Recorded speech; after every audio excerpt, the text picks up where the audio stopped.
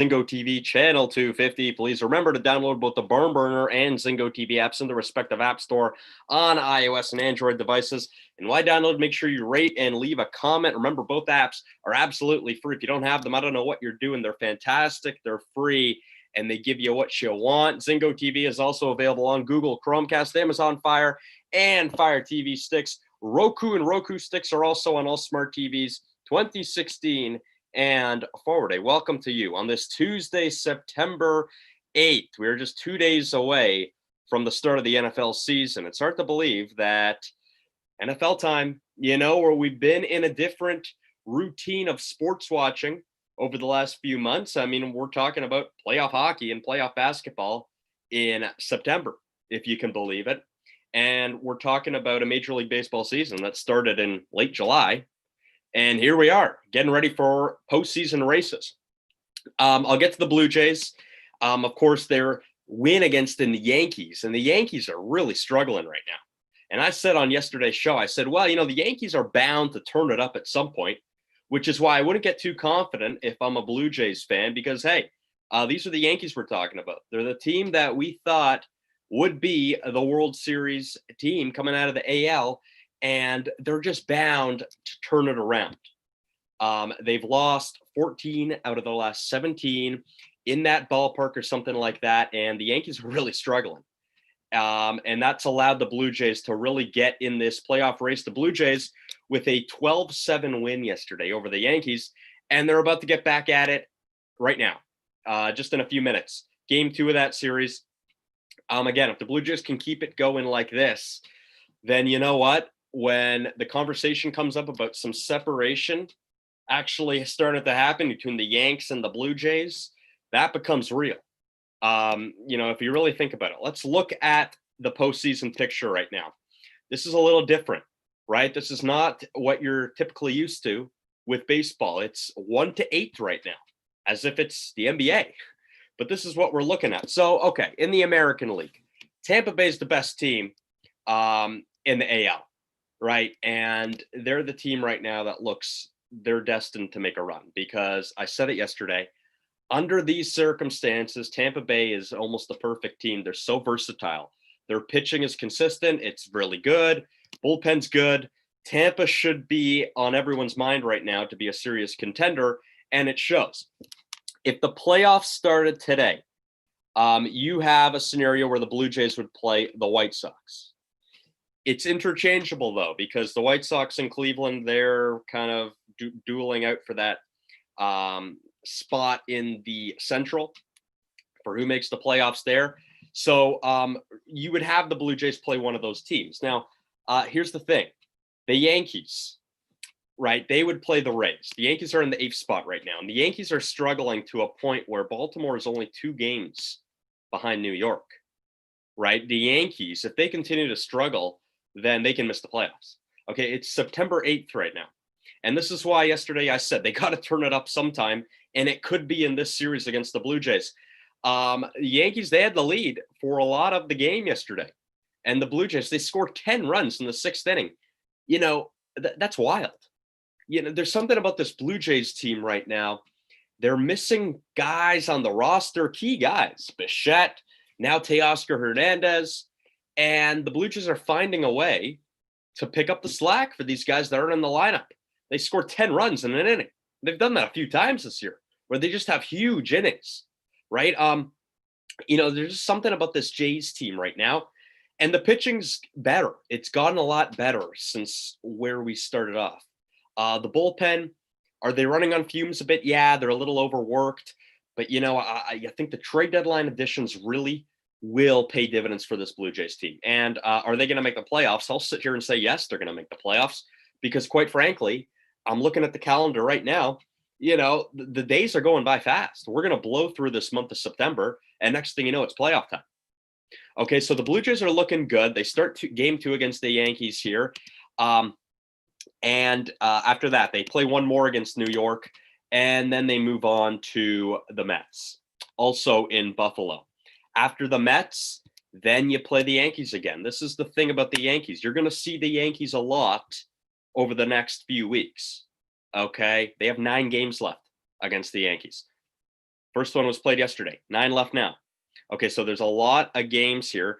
And when I look at that and I see the Yankees struggling, I'm going, wow, the Blue Jays actually have an opportunity here to mess with the playoff fate of the Yankees. If the Yankees continue to struggle, there's not a lot of time here, right? I mean, this is not time for fun and games. If you're the New York Yankees, understand the general manager, Brian Cashman. He spoke to the team. He spoke to Aaron Boone, the manager, and they are saying, listen, we're optimistic. Let's turn this around quickly.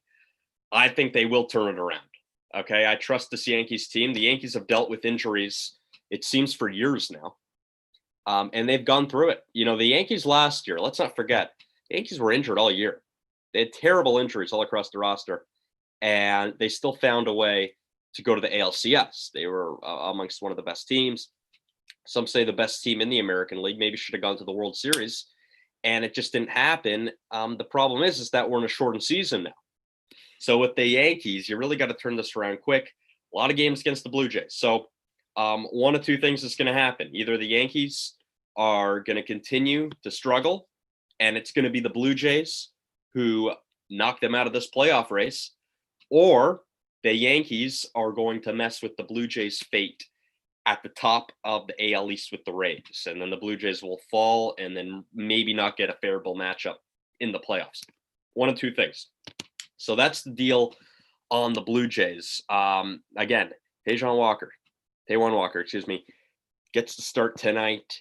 It's been a pretty good start for Walker in a Blue Jays uniform, and he's someone that, him and Ryu, they're going to have to be the guys who continue to pitch well, because we understand how important pitching is in this kind of year. Ryu has done his job. Absolutely, Ryu's done his job. Was he stellar last night? No, that's okay. Right? I mean, again, Ryu, here's what he does. He just gives his team a chance. The Blue Jays are in every game that Ryu pitches. Even in Ryu's, let's say, subpar starts this year, the Blue Jays have still been in the game, and it's been a game that the Blue Jays can win, right? I mean, so Ryu's been brilliant this year. And I know that first three starts is a little, not looking too great. He, for me right now, is a dark horse MVP candidate for the team, for the Blue Jays themselves. I know we're talking about the lineup because, a lot of guys are hitting on this team. But think about Ryu for a second. He's pitching like a true ace. Now, let me go to the NBA. The Raptors are down 3-2 now. The game yesterday was brutal. And with the Toronto Raptors, look, you took momentum back. Games 3 and 4. You saw a miracle shot in game 3 from Anunoby. Game 4, you played relatively well, and you tie the series, and now it seems like you got the world's momentum behind you. Boston, they took care of business in game 5, because I've said from the beginning, Celtics are the better team. Okay, they just are. They got guys that can defend.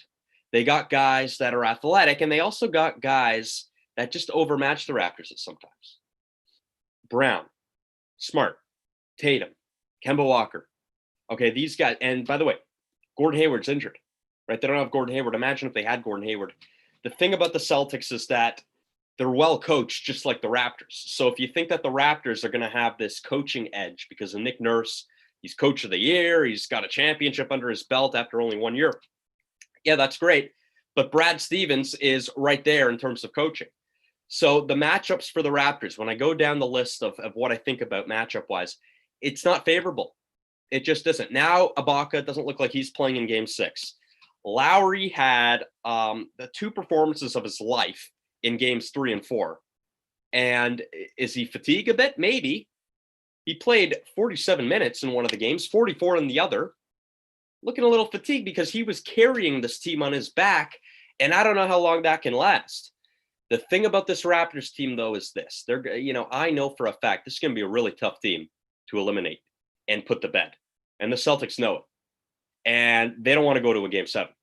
Under no circumstance do they want to go to a game 7. I expect the Celtics to, come out with that same game plan. They came out in game 5. And that was speed quickly in transition, limit the Raptors from attacking the basket, just make them shoot. Okay, if they're hot shooting threes, so be it. But you got to force them to take those shots. The first quarter was a mess for the Raptors. Complete mess. They scored 11 points in the entire quarter. They were almost on the border of having one of the worst quarters in playoff franchise history. 9 points was the record for the Raptors in their franchise history. They scored 11 last night, right? So not good enough. And the funny thing about all this is that the Raptors somehow won the third quarter, 28-25 in the third quarter, I believe it was. And they still got blown out. So after the Raptors outscore the Celtics in the third, they enter the fourth quarter down by 24 points. That tells the story right there of how bad the first two quarters were for the Toronto Raptors. Not pretty, not good. And quite frankly, we might be looking at a Eastern Conference Finals matchup of Boston and Miami. That wouldn't be in a lot of people's minds. Now, I had Boston going to the conference final before the playoffs started. I just did. And I had them playing Milwaukee in the conference final. I'm going to move on to Milwaukee now. Now you have no Greek Freak in for game 5. That game is just about underway now. Bucks and Heat. Must win for the Bucks. They're in the same position as the Raptors right now, right? Got to win, right? If you thought game 3 of the Toronto series was must win, and it was, this is now officially must win. I think the Raptors will come out with urgency. Okay, this is a team that won a championship just a year ago. Okay, they're going to come out with urgency. They're going to be a really tough team to put to bed and eliminate. But the point is that, I think the Celtics are a better team. They, they have all the matchups in their favor. And you know what? They're getting contributions all across the roster. And for the Raptors, you don't have that deep bench that we were talking about all year long. The Raptors are so deep. They're destined for another playoff run. I'm not seeing the deep bench. I'm just not. I'm seeing if they win, it's got to be because Kyle Lowry's playing out of his mind. That's how I see the Raptors winning. And that's not characteristic for this Raptors team. It's usually about, everyone's bought in. It's by committee, depth, bench scoring. Don't see any of it. So the Raptors are in trouble. Clearly, it's 3-2 in the series. I'm not, giving any news to you. They're in trouble. They got to win now. With Milwaukee on the other side, there's a lot of things going on about Milwaukee right now about how, hey, they move the ball around better when Giannis isn't in the lineup. Look, Giannis Antetokounmpo is a star. He's the best player in the league. You need him in your lineup. Milwaukee, listen, if they come back, it's a miracle. And I know they're Milwaukee, and then, we can talk about how Milwaukee is also deep and they defend really well. But you're missing the defensive player of the year. You're missing the MVP of the league. And you're down 3-1 against the Miami team that looks really good. So the Bucks are in trouble. The Raptors are in trouble. The Bucks are probably in a little more trouble than Toronto, because Toronto, we've seen that they can bounce back from adversity. And I wouldn't be surprised if they do. I just think that, Kyle Lowry has to put his foot down once again, and that's going to be difficult. The Celtics seem to have answers for the Raptors, a lot more than the Raptors have answers for the Celtics. I think that's fair to say. Okay, so game 6, Raptors, Celtics tomorrow, same time, 6:30. And tonight, as I mentioned, that Heat and Bucks game is just getting underway now. And then the Lakers and Rockets at 9 o'clock. This series has, become very intriguing. You have Houston win game 1. You have the Lakers win game 2. And now you're starting to think to yourself, well, the Lakers did lose game 1 against Portland, right? So maybe this is just a repeat of that in a sense. And the Lakers, they're going to bounce back. There's no way they're going to lose to the Rockets. Look, the Rockets for me are hit or miss, because when you got two guys like Harden and Westbrook, it can go terribly wrong or it can be brilliant. And the Lakers have shown a little bit of vulnerability here in the playoffs, in the Portland series, and in the conclusion of the regular season in the bubble. There's a little bit of vulnerability there. And, the Rockets could take advantage of the Lakers. The problem is LeBron's playing really well right now. And when Anthony Davis is also playing well, the Lakers are going to be really tough to beat. Give me the Lakers as well. For tonight, we'll see. We'll see for tonight. But I'm going to move on to the National Hockey League. Tampa Bay Lightning looking dominant in game 1. This is not a team that's fooling around, because there have been playoff disappointments in Tampa. There have been. And John Cooper maybe comes out under a little criticism at some points. The thing about the Tampa Bay Lightning is this. When you put them up against any team in the National Hockey League, they probably win every single category. You look at goaltending, you look at defense, you look at depth, you look at goal scoring, you look at top 9 scoring depth. Okay, you look at everything. The Lightning are probably going to win those categories and matchups. They're that good. They win last night 8-2. They have a 1-0 lead in the series now. The Islanders, they know they're in tough. The Islanders are really well coached. The Islanders are a team that make you work. And we saw what happened last year when Columbus played the Lightning in the first round. Columbus swept them. Columbus is kind of similar to the Islanders in a lot of ways, right? So I was thinking this could be a pretty good matchup for the Islanders. That's what I was thinking at first. After watching game 1, it looks like this is going to be a runaway. But at the same time, this is the NHL playoffs. Okay, so we know that things like that don't happen. The Islanders could very well bounce back. I would expect them to. It is a conference finals. You would expect it to be relatively close. But then again, last year's conference finals between Boston and Carolina wasn't that close. Boston won. So Tampa just looks really good right now. Game 2, Stars, Vegas, out west. Look, I talked about this yesterday about Vegas and how, yes, we understand they had a lot of trouble putting the puck in the net against Vancouver in the last few games of that series. And we all thought it was Thatcher Demko, and he's fantastic. Vegas couldn't score in game 1 against Dallas. Are they a little snake bin right now? Is there something about Vegas that we're missing? Okay, they're piling on the shots on goal, but there's something about this team. They can't seem to put the puck in the net. They get shut out in game 1 against the Stars, and the Stars, listen, the Stars just were in the highest scoring series of the playoffs against Colorado. It's not like the Stars are keeping the puck out of their own net that much. And Vegas in game 1 couldn't score. Dallas Dallas scored 1 goal. I'm not championing Dallas here, but I'm just saying Vegas is struggling to put the puck in the net right now. And you got to think if this is carrying over from the Vancouver series. Okay, Demko was fantastic, but there's something maybe a little off about Vegas. You think that Vegas would bounce back. They got to get off to a good start, because if they don't score after the first period, or first period and a half, it's really going to get in their heads that we can't score a goal, right? And I know they beat Vancouver and they eventually scored. But if you watch the Vancouver series, and especially those games where Thatcher Demko was starting, you know how difficult it was for the Golden Knights to put the puck in the net. It was really difficult.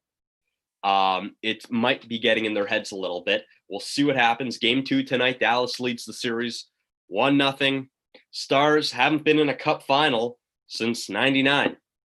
2000. They won the cup in 99. They were in the final the next year against New Jersey and lost. And Vegas, we all know the history of the Vegas Golden Knights. It's a short history, but it's a really good history. Look, they've been in the league now for 3 seasons. They've been to 2 conference finals out of the 3. They've been to a Stanley Cup final. They could make it another Stanley Cup final this year. But we all know in the Stanley Cup playoffs, you got to get hot at a certain point, and they got to start putting the puck in the net. Now, let's go NFL here. With the NFL starting on Thursday, this is a scenario where this kind of creeped up on all of us, I think, right? We didn't realize that, hey, wow, we have all these sports going on. Oh, we forgot about the NFL. That's starting soon, So it's going to go on as planned. There's some, teams that are saying no fans at all. There's some teams that are saying 16 to 20,000 fans. And there's some teams that are saying 50% capacity. I would think that what I just said will progress as we go on, right? Week by week. We'll see how it goes. I think everyone's just kind of going with the flow, playing it by ear. That's what you got to do, because, we don't know what we're dealing with here. And the NFL will be the first out of the major 4 sport leagues in North America to have fans in the stadium to that extent and to that level. In college, if you watch college football on Saturday, you saw a little bit of it. There were fans, not many, but there were fans, and you can see them social distancing, and you can see them following, all the protocols and all that. Maybe that's what the NFL is going to go for here. but the NFL's looking to include a lot more fans in their stadium. You got to wear a mask, of course, right? But again, I can see a team, for instance, saying in week 1, no fans. But then by the time week 4 comes around, hey, okay, let's get them in, because you know what? I think this is what we got to realize about the NFL compared to the NHL, the NBA, the MLB. There's only 8 home games a year in the NFL. Okay, so when you don't have fans, you're missing out on quite a bit. Okay, there's not that many games. 8 games makes up an entire home schedule. Okay, so there's probably going to be some teams after the first few weeks, if they see other teams who are including fans in their stadium and it's going okay, right? They will be forced to say, bring in the fans, right? There's going to be a little bit of pressure on some of these teams. You know, with the MLB, look, you got big TV deals. You can kind of just play this shortened season. And yes, it affects your bottom line, but you know what? You can take the hit. In the NFL, I don't know if you can take the hit. And I'm talking from a business perspective, an owner's perspective. There's only 8 games in your home stadium a year, right? And that can hurt. Not that many. I know the NFL, listen, I understand the NFL is very profitable. I'm not crying for help here on behalf of the NFL. I'm just saying there's not that many games. That's where it's different than the NBA, the NHL, or MLB, even Major League Soccer. You know, it's just a different beast. Now, Texans Chiefs Thursday night. Deshaun Watson, fresh off a new contract that pays him a lot, pays him about $39 million a year for the next 4 years. And DeAndre Hopkins, okay, this is a guy here that gets traded to Arizona, and right away, not right away, but today they reworked his contract, and now he is the highest paid wide receiver in the league. Okay, 54 million, 0.5 for 2 years. And DeAndre Hopkins now joining the Cardinals. The Cardinals are going to be an intriguing team. They're in a tough division, but either way, I like what the Cardinals are doing here because they're not fooling around. They want the guy. They don't want to get into any contract trouble, which can happen with a lot of players. They say, okay, and this is what happened. They said to DeAndre Hopkins, let's rework the contract. And they did it. And that's what they came up with, right? Houston, they didn't want to give him that deal clearly. And that's where the difference was. And that's why he's not a Houston Texan anymore. And he plays in Arizona. So the Cardinals are going to be an intriguing team. The NFL schedule, and I'll talk about it tomorrow on Timeout. We do that every Wednesday, 4 o'clock. It's going to be really nice to finally get back to looking at the games on the NFL calendar and picking them. It's something that I think a lot of us like doing. I think it's something that a lot of us like to hear. Others do as well. And I'm excited to get back at it. That's tomorrow. It's convenient that I do that show every Wednesday because, of course, the NFL week starts on Thursday. So I can do it, the day before Kansas City, Houston, the first game. Let's talk about the prime time games on the NFL calendar before I wrap up here quickly. Texans, Chiefs, Thursday night football. For Sunday night football, it's Cowboys, Rams at that new stadium in LA, SoFi Stadium. And then Monday night football, you got 2 games. Steelers, Giants in New York or New Jersey, MetLife, and Titans, Broncos at 10:20. Those are your primetime games. Of course, in week 1 of the NFL season, you have 2 games on Monday night. That's what they do. Little treat for people who love Monday night football. They can get double the fun, I guess, 2 games. That's only in week 1. So I will be back tomorrow, 4 o'clock, and we'll go through each game. It's going to be fun. I missed looking at the NFL week and picking games. So I'm happy that the NFL season, finally, it's almost here. Just a couple more nights before we get it all going. That is all for me on the sports wrap. Remember, Blue Jays, Yankees, game 2 right now. Also, game 5, Miami, Milwaukee. Heat can eliminate the Giannis Bucks. no Giannis Antetokounmpo in the lineup. This show can also be heard on the BarnBurner Radio Network and its 122 platforms. Please check us out at barnburner.ca for all the news. BarnBurner, watch it, hear it, read it, download it, live it. Until tomorrow, this is Logan Locke